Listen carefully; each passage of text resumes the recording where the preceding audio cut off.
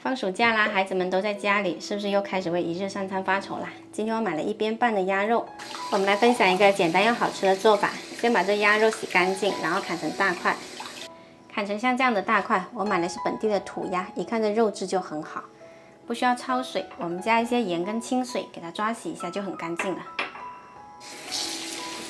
多换几盆水，洗到这个水呢变清澈就可以了。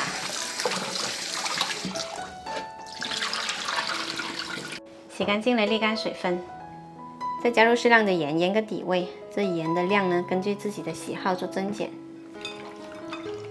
这最少要腌它1个小时以上，它才能够完全腌入味。吃鸭肉怎能少得了姜呢？我们切多一点姜，稍稍切厚一点，不要太薄。今天我们用高压锅来做这一道菜，它可以节省很多时间，压出来的鸭肉呢也特别香。给它稍微摊平。切好的姜放进来，这个调味很简单的，我们用盐腌过了之后就不需要再放盐，然后放2块当归，1碗清水，少许白酒，这个白酒不能少。先大火煮到上气，然后再转小火压10分钟。